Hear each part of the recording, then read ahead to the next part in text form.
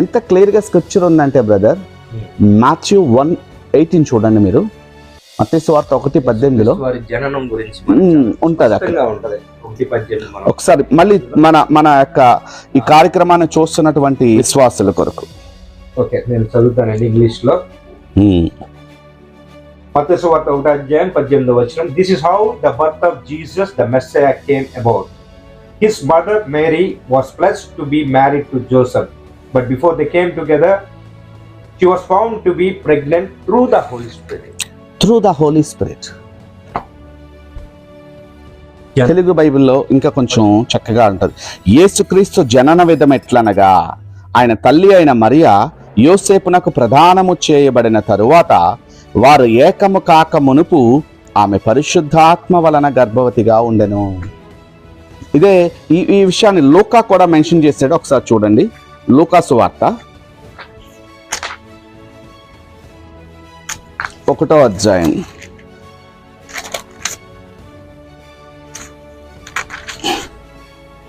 26వ వచనం చదవండి. ఇక్కడ ఎంత చక్కగా ఈ పాసేజ్ ఒకసారి చదివి వినిపిద్దాం. లూకా సువార్త 1:26వ వచనం నుంచి కిందకి చదవండి.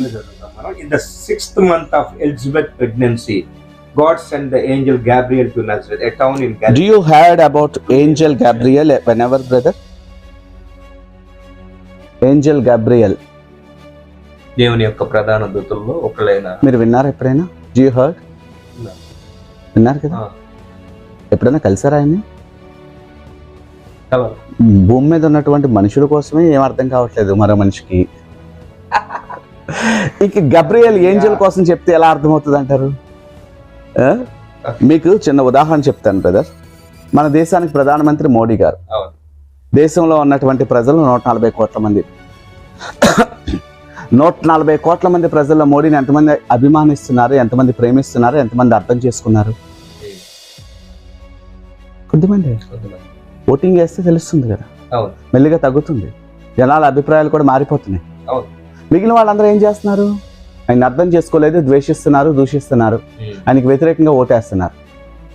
పోనీ అక్కడ దాకా ఎందుకు, మన దేశానికి, మన రాష్ట్రానికి ఇప్పుడు ఈ మధ్యన చంద్రబాబు నాయుడు గారు సీఎం అయ్యారు. ఎంతమంది మన రాష్ట్రంలో ఉన్నటువంటి 5 కోట్ల మంది ప్రజల్లో ఎంతమంది ఆయన్ని అభిమానిస్తున్నారు, ప్రేమిస్తున్నారు, ఎంతమంది ఆయనకు ఓటేశారు, ఎంతమంది అర్థం చేసుకున్నారు ఆయన్ని, ఎంతమంది ఆయనతో పరిచయం కలిగి ఉన్నారు?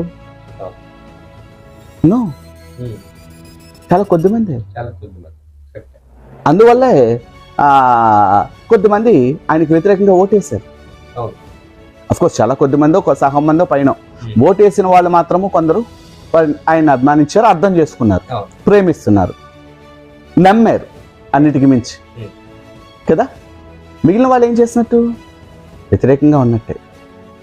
అంటే మన రాష్ట్రంలో ఉన్నటువంటి ఒక పాలకుడు, మన దేశంలో ఉన్నటువంటి ఒక ప్రధాన పాలకుడు, వీళ్ళనే ఈ మనుషులు అర్థం చేసుకోలేకపోతున్నారే, సృష్టికర్త అయిన దేవుడు చేసిన కార్యాన్ని ఎలా అర్థం చేసుకుంటారు, ఆయన పంపించినటువంటి దూతను గురించి ఎలా అర్థం చేసుకుంటారు? ఇక్కడ యేసు రక్తమును గురించి సింపుల్గా మాట్లాడేస్తున్నారు. Who is Jesus? ఎవరు యేసు? పైగా పెద్ద పెద్ద సేవకులు. అంచె దినాలలో అపవాది చేసే కార్యాలు అందరికీ అర్థం కావు. సర్వసత్యములోనికి నడిపించే వాక్కు ప్రత్యక్షత లేకపోతే, అది పరిశుద్ధాత్మ వలన కలిగినటువంటి ప్రత్యక్షత కాకపోతే, చాలా జాగ్రత్తగా వినండి, సర్వసత్యములోనికి నడిపించే దేవుని వాక్కు ప్రత్యక్షత లేకపోతే, అది పరిశుద్ధాత్మ వలన కలగకపోతే చాలా సులువుగా మోసగించబడతారు. సర్వలోకాన్ని మోసపుచ్చుచు అపవాదనియు సాతాననియు పేరు గల ఆ ఆది సర్పము, ఆ మహాఘట సర్పము భూమి మీద పడద్రోయబడెను అని బైబిల్ చెప్తుంది.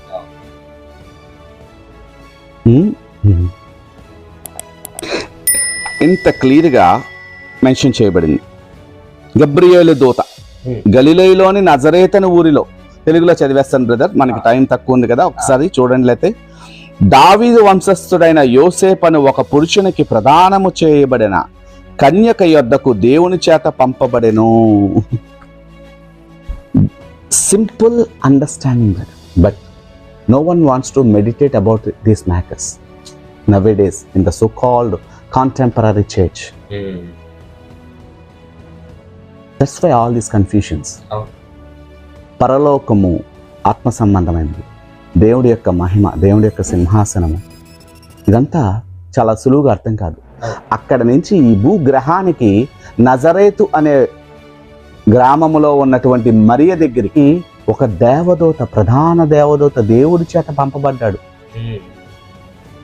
ఒక మనిషి చెప్పలా మరియకి, నీ గర్భమందు ఒక శిశువు జన్మించబోతున్నాడు అని. ఓ డాక్టర్ చెప్పాడా? నో. గబ్రియల్ వచ్చి ఏం చెప్పాడు? ఆ కన్యక పేరు మరియ. ఆ దూత లోపలికి వచ్చి ఆమెను చూచి, దయాప్రాప్తురాలా, నీకు శుభము, ప్రభువు నీకు తోడై ఉన్నాడని చెప్పెను. ఆమె ఈ మాటకు బహుగా తొందరపడి ఈ శుభవచనం ఏమిటో అని ఆలోచించుకొనుచుండగా దూత, మరియా, భయపడకము, దేవుని వలన నీవు కృప పొందితివి. ఇదిగో, నీవు గర్భము ధరించి కుమారుని కని ఆయనకు యేసు అని పేరు పెట్టుదువు. ఆయన గొప్పవాడై సర్వోన్నతుని కుమారుడు అనబడును. ప్రభువైన దేవుడు ఆయన తండ్రి అయిన దావీదు సింహాసనమును ఆయనకిచ్చును. ఆయన యాకోబు వంశస్థులను యుగయుగములను ఏలును. ఆయన రాజ్యము అంతములేనిదై ఉండునని ఆమెతో చెప్పెను. అందుకు మరియా, నేను పురుషుని ఎరగని దాన్నే, ఇది ఎలాగూ జరుగునని దూతతో అనగా, దూత, పరిశుద్ధాత్మ నీ మీదకు వచ్చును, సర్వశక్తుని శక్తి నిన్ను కమ్ముకొనును, గనుక పుట్టబోవు శిశువు పరిశుద్ధుడై దేవుని కుమారుడు అనబడును. This is the plan of God. ఆయన పరిశుద్ధుడు అనబడతాడు. పరిశుద్ధుడు ఎప్పుడవుతాడండి? మనం ఇందాక అనుకున్నట్టు మనుషులందరూ జన్మతః పాపులు, కర్మతః పాపం చేస్తున్నారు. అదే రక్తాన్ని పంచుకొని ఒక బిడ్డ జన్మిస్తే మరియా అనే కన్య గర్భంలో నుంచి, ఆఫ్ కోర్స్ అది ఒక అద్భుతం అనుకుందాం. అదే రక్తముతో జన్మించినా కూడా అద్భుతమే కన్య గర్భంలో. కానీ అలా జన్మించినంత మాత్రాన అలా పరిశుద్ధుడైపోతాడా? అవును. పరిశుద్ధమైన రక్తము కలిగి ఉంటేనే పరిశుద్ధుడవుతాడు. కేవలము పరిశుద్ధ ఆత్మ వలన, క్రీస్తు ఆత్మ ఈ లోకంలోనికి వచ్చి ఒక శరీరాన్ని ధరించుకుంటే మాత్రమే పరిశుద్ధుడైపోతాడు. So the blood of Jesus Christ, how it came to the womb of Mary, అంటే how God gave the blood to first Adam. ఇంకా లోతుగా చెప్తే, దేవుడు ఊపిరే పరిశుద్ధాత్మ. ఆత్మీయ మర్మంలో అనే కార్యక్రమంలో ఈ విషయాలు ఎంతో లోతుగా ఎక్స్ప్లెయిన్ చేశాం బ్రదర్. మనం ఇజ్రాయెల్ మినిస్ట్రీస్ అనే నా ఛానల్లో ఆత్మీయ మర్మములు అనే కార్యక్రమం చేసాం. మనం 58 ఎపిసోడ్లు అందులో ఎక్స్ప్లెయిన్ చేసాం. దేవుడి వాక్కు యేసుక్రీస్తు, దేవుడు ఆ వాక్కుతో పాటు మనం మాట్లాడుతున్నప్పుడు వచ్చే ఆ మాటతో పాటు ఉన్న ఊపిరి పరిశుద్ధాత్మ. సో పరిశుద్ధాత్మ యొక్క శక్తి నిన్ను కమ్ముకొనును అంటే దేవుడి యొక్క ఊపిరి మరీ మీద విడిచారు. So that blood came. అంతే కదా. So how the blood started working అంటే ఫస్ట్ రెడెంప్షన్, మన పాపాలకి క్షమాపణ. ఇప్పుడు ఒకరో ఇద్దరు ముగ్గురు పాపానికి క్షమించడానికి రాలేదు ఆయన. క్రీస్తు పూర్వం ఉన్నటువంటి ఆత్మలను కూడా రక్షించడానికి ఆదాం మొదలుకొని క్రీస్తు సిలువ వేయ వరకు ఆ 3 రోజులు ఆయన చేసిన కార్యాలు బైబిల్లో చాలా మెన్షన్ చేయబడినాయి. He went to the Hades and he preached the gospel there. అక్కడ ఈ యొక్క శుభవార్తని బోధించారు ఆయన. తర్వాత చెరగా పట్టుకొని పైకి తీసుకెళ్లారు. అంటే క్రీస్తు పూర్వము, క్రీస్తు శకములో అందరి మనుషుల కొరకు ఆయన రక్తం చిందించబడింది. క్రీస్తు పూర్వం ఉన్న వాళ్ళేమో ఈ యొక్క రక్తము ఎప్పుడు చిందించబడతాదా అని ఎదురు చూశారు. అప్పటి వరకు వాళ్ళ ఆత్మలు ప్యారడైజ్లో భద్రము చేయబడి ఉన్నాయి. బట్ ఎవరైతే క్రీస్తు రక్తములో విశ్వాసం ఉంచలే, దేవుడి పట్ల భయము భక్తి లేదో, ఈ సువార్త వాళ్ళకి ప్రత్యక్షత లేదో, వాళ్ళు మాత్రము హెడీస్లో ఉన్నారు. ఈవెన్ హెడీస్లో ఉన్న వాళ్ళని కూడా సేవ్ చేయడానికి he preached the gospel there అని బైబిల్ చెప్తుంది. ఈవెన్ ఆఫ్టర్ క్రైస్ట్ మనం 2024 సంవత్సరాల తర్వాత ఇప్పుడు ఇక్కడ ఉన్నాం. మళ్ళీ ఇప్పుడు ఈ ప్రశ్న ఏంటి బ్రదర్, నాకు అర్థం కాదు. ఈ యొక్క క్వశ్చన్ యూట్యూబ్లో చూసినప్పుడు నా హార్ట్ బ్లాస్ట్ అయిపోయింది. మనం ఎక్కడున్నాం? వాస్తవంగా చూస్తే ఈరోజు అమెరికన్ సంస్థ నాసా వాళ్ళు ఎక్స్ప్లెయిన్ చేస్తుంది, హబుల్ టెలిస్కోప్ ద్వారా కావచ్చు, ఇంకా ఎంతో అడ్వాన్స్డ్ టెలిస్కోప్స్ ద్వారా వాళ్ళు మెన్షన్ చేస్తున్న విషయాలు వింటుంటే ఆశ్చర్యంగా ఉంది. యూనివర్స్ ఇంకా ఎక్స్పాండ్ అవుతూనే ఉంది. Almost 100 billion galaxies are there and above galaxies are there in this universe అని వాళ్ళు మెన్షన్ చేస్తున్నారు సైంటిఫిక్గా. ఈవెన్ మన గ్యాలక్సీ పాలపుంత అనే నక్షత్ర మండలంలో మరల 10,000 కోట్ల నక్షత్రాలు, 100 బిలియన్ స్టార్స్ అండ్ అబౌవ్ ఉన్నాయి.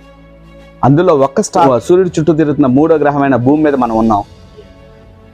ఈ భూమిని రక్షించడానికి దేవుడు తన యొక్క వాక్కుని, తన యొక్క ఆదియందు వాక్యముండెను, వాక్యము దేవుని యొద్దుండెను, వాక్యమే దేవుడై ఉండెను, ఆయన ఆదియందు దేవుని యొద్ద వాక్యమును ఆయన సంబోధించారు. ఆయన మూలముగా సమస్తము కలిగినదేది ఆయన లేకుండా కలగలేదు. ఆ వాక్యము కృపా సత్య సంపూర్ణుడై శరీరధారి అయి, అంటే శరీరాన్ని ధరించుకొని మన మధ్యన నివసించెను.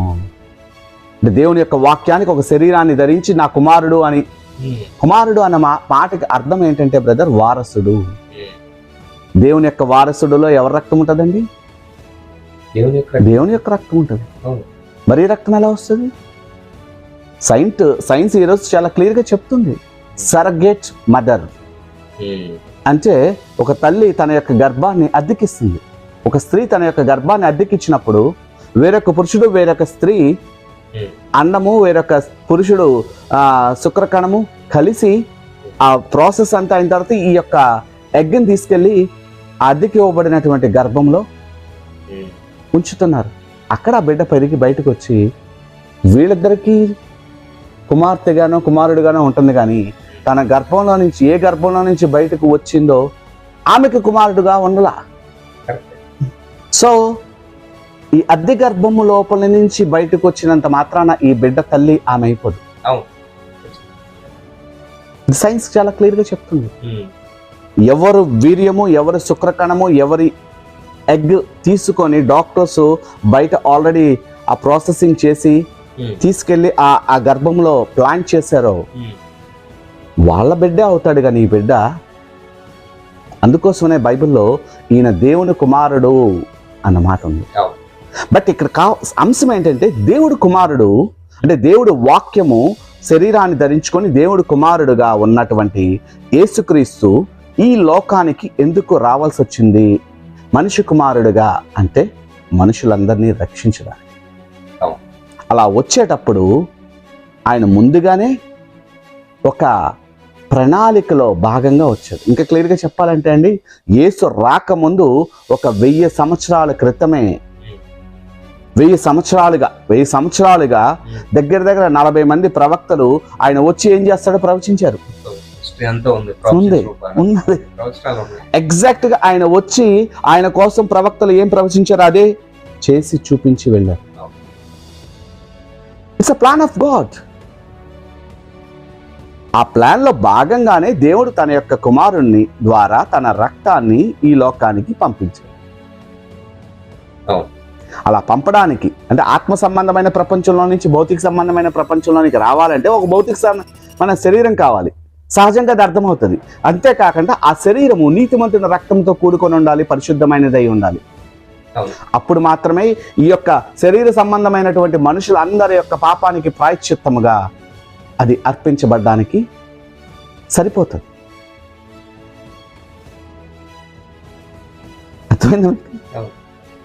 This is the gospel. అసలు క్రైస్తవుల విశ్వాసమే క్రీస్తు రక్తములో. మన పాపానికి క్షమాపణ. ఇప్పుడు మత్తయి సువార్త 26:28 చదివితే ఎంత క్లియర్గా ఉందండి. చదవండి ఒకసారి 26:28. ఇట్స్ ఎ కవెనెంట్ బ్లడ్, అది నిబంధన రక్తం. అది మత్తయి సువార్త 26:28. This is my blood of the covenant, which is poured out for many for the forgiveness of sins. పాపానికి క్షమాపణ. అనేకుల యొక్క పాపానికి క్షమాపణగా నేను ఈ రక్తాన్ని చిందిస్తున్నాను. ఇది నూతన నిబంధన రక్తము. తెలుగులో కూడా చదువుతాను, చూడండి ఒకసారి. ఇది నా రక్తము, అనగా పాప క్షమాపణ నిమిత్తము అనేకుల కొరకు చిందించబడుచున్న నిబంధన రక్తము. అనేకుల కొరకు చిందించబడుతున్నటువంటి నిబంధన రక్తము అంటే ఈ కొత్త నిబంధన యేసుక్రీస్తు యొక్క రక్తము ద్వారా చేయబడింది. మీకు ఇక్కడ కొన్ని విషయాలు చెప్తాను బ్రదర్. బైబిల్ గ్రంథము కోసం అర్థం కానటువంటి అనేకమైనటువంటి ఈ లోకంలో ఉన్న ఇతర వ్యక్తులు ఏదేదో మాట్లాడుతున్నారు. ఓకే, వాళ్ళందరినీ దేవుడు క్షమించి రక్షించి దీవించిన గాక. అలాగే బైబిల్ గ్రంథాన్ని పట్టుకొని నేను విశ్వాసిని, నేను యేసుని నమ్మాను, నేను బాప్తిజం తీసుకుంటున్నాను అనుకుంటున్నటువంటి అనేక మంది విశ్వాసులు వాళ్ళు నిజంగా రక్షించబడ్డారో లేదో తెలియకంటానే వాళ్ళు కూడా ఈ గ్రంథంలో ఉన్నటువంటి అనేకమైన విషయాలు తప్పుగా అర్థం చేసుకుంటున్నారు. వాళ్ళని కూడా దేవుడు రక్షించి దీవించునుగాక. అంతేకాకుండా ఇదే బైబిల్ గ్రంథంలో ఉన్నటువంటి 66 పుస్తకాలు, 1189 అధ్యాయాలు, 31,102 వచనాలు, ఇంచుమించుగా 8 లక్షల పదాలుతో దేవుడు సిద్ధపాటు చేసినటువంటి ఈ ప్రేమలేఖ పరిశుద్ధ గ్రంథములో ఉన్నటువంటి విషయాలు ధ్యానం చేసి అర్థం చేసుకున్నాము, ట్రైనింగ్ తీసుకున్నాము అని అనుకుంటూ వాళ్ళకి తోచిన విధముగా బోధించే పాస్టర్లు, సేవకులు కూడా ఉన్నారు. దేవుడు వీళ్ళను కూడా క్షమించి రక్షించి దీవించునుగాక. ఎందుకు అంటే ఈ భూలోకంలో దేవుడి కార్యం స్టార్ట్ అయింది, దేవుడి ప్రణాళిక కొనసాగుతుంది. దానికి ముఖ్యమైనటువంటి ఆయుధము ఈ వాక్యము. ఈ వాక్యములో నుంచి పరిశుద్ధాత్మ వలన కలిగిన ప్రత్యక్షత లేకుండా ఎవరైనా బోధిస్తే ఖచ్చితంగా వాళ్ళు దేవుడి యొక్క ఉగ్రతకి లోనవుతారు. చాలామంది దేవుడు కృపను గురించి ధ్యానం చేస్తున్నారు కానీ దేవుడి యొక్క ఉగ్రతను గురించి అర్థం చేసుకోలేరు. ఒక ఉగ్రత దినం అనేది ఒకటి ఉంది, తీర్పు దినం అనేది ఒకటి ఉంది. భవిష్యత్తు గురించి బైబిల్ చాలా క్లియర్గా చెప్తుంది. అలాంటి బైబిల్ గ్రంథములో ఉన్నటువంటి మహిమగల మహత్తరమైనటువంటి ఆ దేవుడు కుమారుడు యొక్క రక్తమును గూర్చి కూడా ఈ రకంగా అర్థం చేసుకుంటే అది చాలా దారుణమైన విషయం. నిబంధన రక్తము అంటే ఏంటంటే దేవుడు ఈ గ్రంథంలో ఇంచుమించుగా 7 నిబంధనలు చేసినట్టుగా నేను గ్రహించుకున్నాను బ్రదర్. పాత నిబంధనలో 39 పుస్తకాలు ఉన్నాయి, అందులో 5 నిబంధనలు ఉన్నాయి. ఆదాముతో చేసిన నిబంధన, నోవాహుతో చేసిన నిబంధన, అబ్రహాంతో చేసిన నిబంధన, మోషేతో చేసిన నిబంధన, దావీదుతో చేసిన నిబంధన. ఆ తర్వాత యేసుక్రీస్తుతో చేసిన నిబంధన, దాని సీలు పరిశుద్ధాత్ముడు. ప్రతి ఒక్క నిబంధనకి రక్తము చిందించడం మనం బైబిల్లో చాలా క్లియర్గా చూస్తాం. ముద్ర వేయబడ్డ మనం బైబిల్లో క్లియర్గా చూస్తాం. ఇదే మాట ఇక్కడ చెప్పారు ప్రభు, ఇది నా రక్తము, అనేకుల పాప క్షమాపణ కొరకు చిందించబడినటువంటి నిబంధన, క్రొత్త నిబంధన రక్తము అన్నారు. 7వది ఏంటంటే గాడ్ చేసినటువంటి ఎటర్నల్, ఈ 6వ నిబంధనలోనే 7వది మిళితమై ఉన్నది. It's eternal covenant. The 6th covenant is nothing but eternal covenant. దీని ఇంకా మార్పు లేదు. ఆ కవనెంట్ జరిగిన తర్వాత 2024 సంవత్సరాలప్పుడు మనం ఉన్నాం. మళ్ళీ తిరిగి వచ్చి ఈ నిబంధన రక్తాన్ని క్వశ్చన్ చేస్తుంటే అర్థం కాలేదనుకోవాలా, అర్థమైంది అనుకోవాలి. చాలా జాగ్రత్తగా గమనించండి brother. The works of the blood of Jesus Christ if we observe first Ephesians 1:7 చూసాం మనం. Redemption and forgiveness. ఇక్కడ విమోచనకి క్షమాపణకి ఒక లింక్ కనపడుతుంటుంది. మనం ఇందాక అనుకున్నట్టు మన ఇద్దరం దొంగతనం చేసాం, కోర్టుకు వెళ్ళాం, దేవుడు నన్ను క్షమించారు, మిమ్మల్ని క్షమించలేదు. ఐఎమ్ సారీ, జడ్జి గారు నన్ను క్షమించారు, మిమ్మల్ని క్షమించలేదు. ఎవరు విడుదల పొందుకుంటారు? అంతే. ఎవరు క్షమించబడతారో వాళ్ళు విమోచించబడతారు. ఎందుకు జడ్జి గారు మిమ్మల్ని క్షమించలేదు, ఎందుకు నన్ను క్షమించారు అంటే మీకోసం, నా కోసం, ఇద్దరి కోసమో వెల చెల్లించబడింది. కానీ చెల్లించబడిన వెలను మీరు అంగీకరించట్లేదు, నేను అంగీకరించాను. అటు జామీన్ వద్దు అని అంటున్నారు మీరు, ఆ బెయిల్ వద్దు నాకు అంటున్నారు మీరు. నేను మాత్రం అది స్వీకరించాను, విడుదల పొందుకొని బయటికి వెళ్ళాను. అర్థమవుతుంది మీకు? ఇన్ ద సేమ్ వే ఈ యుగములో ఆదాము మొదలుకొని యుగాంతం వరకు ఉన్నటువంటి మనుషులందరి కొరకు చిందించబడినటువంటి నిబంధన రక్తము, అంటే యేసయ్య చిందించినది తన యందు విశ్వాసం ఉంచిన వాళ్ళు, లేకపోతే ఒక మతానికో, ఒక కులానికో, ఒక ప్రాంతానికో, ఒక దేశానికో, ఒక ఖండానికో సంబంధించిన వ్యక్తులకు మాత్రమే వర్తించదు. భూమి మీద ఉన్నటువంటి మానవ జాతి అంతటి కొరకు ఆయన చిందించారు. ఎవరైతే దాన్ని విశ్వసించి స్వీకరిస్తారో వాళ్ళు మాత్రము విమోచించబడతారు. నేను విమోచించబడ్డాను. ఒకప్పుడు నేను చాలా తెలుసు ఒకప్పుడు చాలా దారుణమైనటువంటి స్థితిలో లోకంలో ఉన్నటువంటి నన్ను దేవుడు తన వాక్కు ద్వారా సంధించారు. తన ఆత్మను నా యుద్ధకు పంపించారు. ఆయనే వచ్చారు. ఆయన దూతలతో అనేకమైన అనుభవాలు ఉన్నాయి. నాతో పాటు నన్ను కట్టుకున్న భార్య దగ్గర నుంచి అందరూ కూడా ఈ యొక్క సమాధానాన్ని అనుభవిస్తూ ఉన్నారు. ఆ రక్తము యొక్క మన హృదయాన్ని, మన మనస్సాక్షి అంత శుద్ధి చేస్తారు. ఒకవేళ యేసు రక్తము మరియ రక్తం అయితే మన హృదయాన్ని శుద్ధి చేసే శక్తి లేదు, మనల్ని విమోచించే శక్తి లేదు. ఒక ఆర్డర్ ప్రకారం చూస్తే బ్రదర్, 1 యోహాను 1:7 చదవండి ఒకసారి. 1 John 1:7 చదవండి. 1 John 1:7. But if we walk in the light as he is in the light, we have fellowship with one another, and the blood of Jesus, his son, purifies us from all sins. చూసారా? పాపాలు మొత్తం నుండి మనం శుద్ధీకరిస్తారు. అయితే ఆయన వెలుగులో ఉన్న ప్రకారము మనమును వెలుగులో నడిచిన ఎడలా, అంటే the blood of Jesus Christ shed on the cross for our sins, not only for redemption, to maintain that redemption also. Hallelujah. Yesu రక్తము మనల్ని పాపము నుంచి, పాపం వలన వచ్చే జీతమైన మరణం నుంచి విమోచించడానికి మాత్రమే కాదు, ఒకసారి విమోచించబడిన తర్వాత ఈ పాప శరీరంలో, పాపలోకంలో మనం ఇందాక అనుకుంటున్నటువంటి మన తల్లిదండ్రుల నుంచి, తాతల దగ్గర నుంచి, ఆదాము హవ్వ దగ్గర నుంచి వచ్చిన పాపరక్తం ఇంకా శరీరంలో ఉంది కదా మనకి.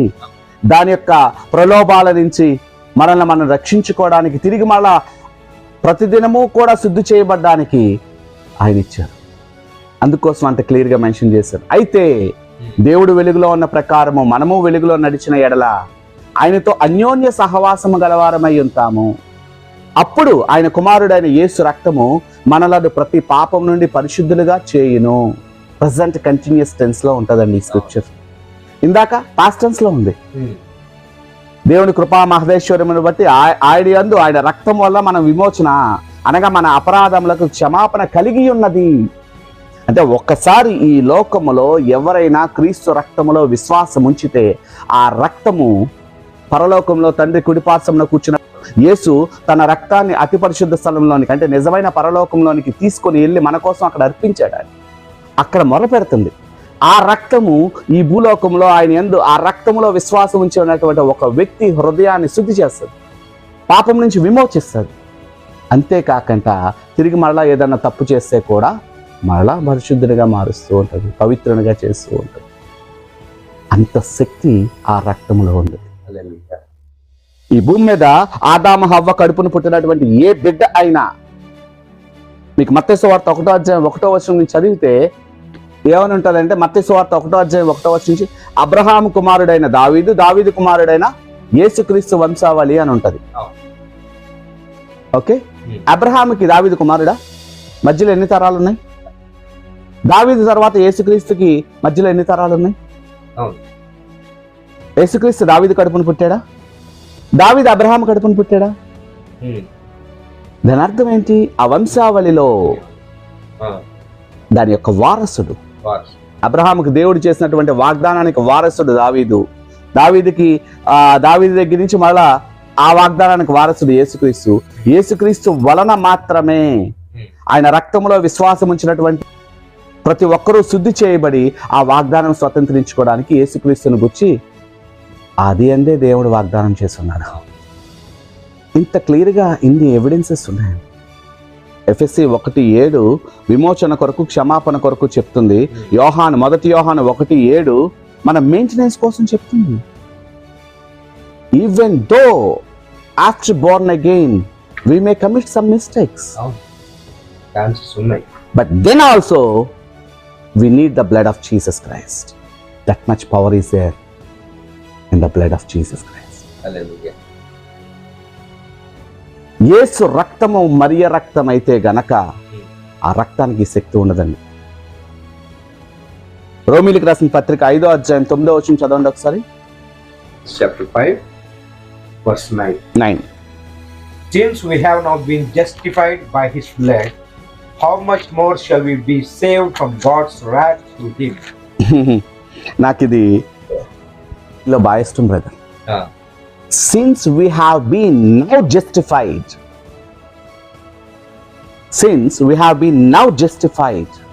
అనుంది. జస్టిఫికేషన్, తీర్పు తీర్చబడింది. దేనివల్ల? Because of the blood of Jesus Christ. We are justified by the blood of Jesus Christ. How much? Just as if we have never sinned. ఎప్పుడు ఏ పాపము చేయనంతగా క్రీస్తు రక్తము మనలను నీతిమంతులుగా తీర్చింది. దేవుడు ఎంత కృపామయుడో చూడండి.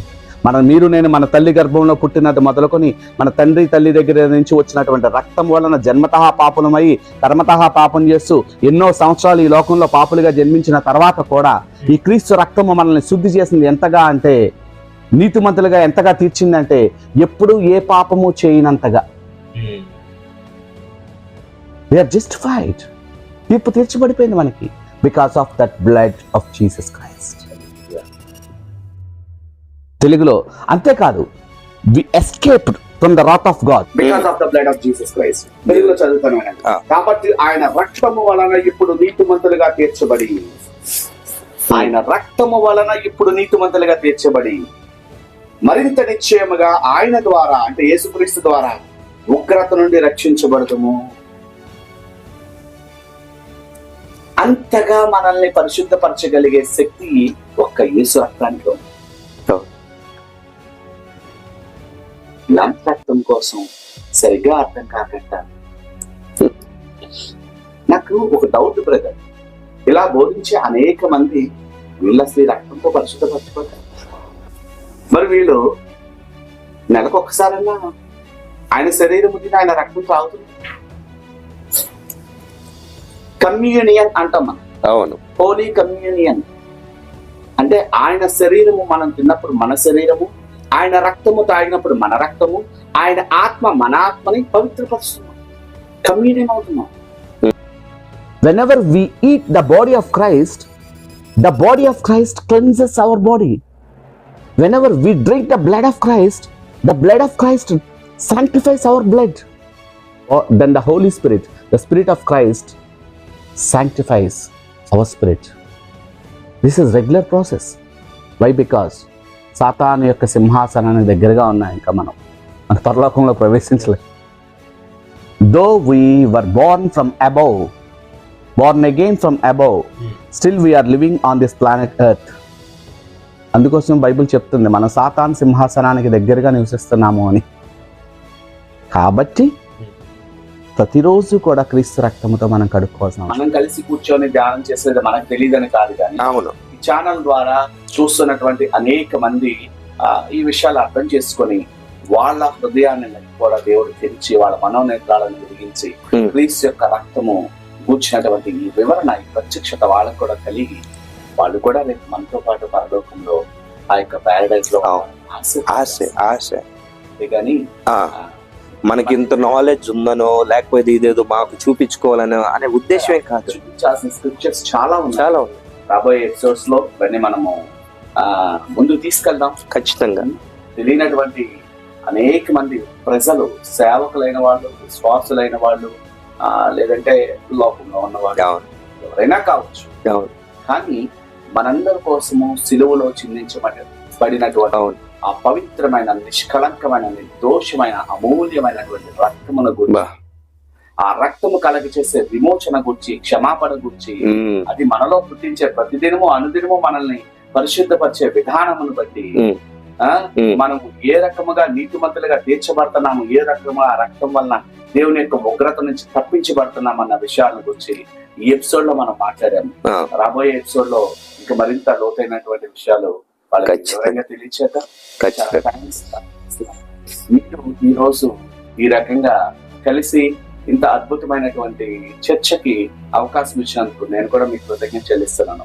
చివరిగా ఈ కార్యక్రమాన్ని వీక్షిస్తున్నటువంటి వారి కొరకు మనం కూడా కలిసి ఏకీభవించిన దయచేసి కళ్ళు మూసుకోండి. అందరూ మాతో పాటు ప్రార్థనలో ఏకీభవించండి. దేవుని యొక్క సేవకులుగా ఆయన పిలుపు అందుకొని ఆయన ఆత్మచేత అభిషేకించబడి ఆయన వాక్కు ప్రత్యక్షత కలిగినటువంటి దేవుని యొక్క పరిచారకులుగా మీకోసం మేము ప్రార్థిస్తున్నప్పుడు ఆ రక్తము ఖచ్చితంగా మీకు పనిచేస్తుంది. అంతేకాదు ఇక్కడ మాతో పాటు ఉన్నటువంటి పరిశుద్ధాత్ముడు ఈ కార్యక్రమం చూస్తున్నటువంటి మీ దగ్గర కూడా ఉన్నారు. ఆత్మకార్యం మీలో కూడా జరుగుతుంది. మీ లోపల ఉన్నటువంటి కన్ఫ్యూజన్ తీసివేసి ఒక అద్భుతమైనటువంటి క్లారిటీ మీ హృదయంలో కలగచేయాలన్న ఉద్దేశంతోనే ఈ యొక్క డీప్ రెవల్యూషన్స్ అనే కార్యక్రమం ద్వారా మీకు వచ్చాను. చిన్న ప్రార్థన చేసుకున్నాం. వాళ్ళు మూసుకొని మాతో ప్రార్థనలో ఎక్కువచ్చాను. మహాపరిశుద్ధుడైన మా ప్రభువా, సర్వశక్తిమంతుడు తండ్రి, డీప్ రెవల్యూషన్స్ అనే ఛానల్ ద్వారా ఈ రక్తమునకు వచ్చినటువంటి ప్రత్యక్షత ఈ యొక్క ప్రోగ్రాం చూస్తున్నటువంటి ప్రతి ఒక్కరి హృదయంలోనూ మీరు కలగ చేస్తున్నందుకు, వారి మనోనేత్రాలను వెలిగించి వాళ్ళ హృదయాలను తెరిచి ఈ వాక్కు ప్రత్యక్షత మీ ఆత్మ ద్వారా వారిలో స్థిరపరుస్తున్నందుకు మీకే కృతజ్ఞత చెల్లిస్తున్నాను.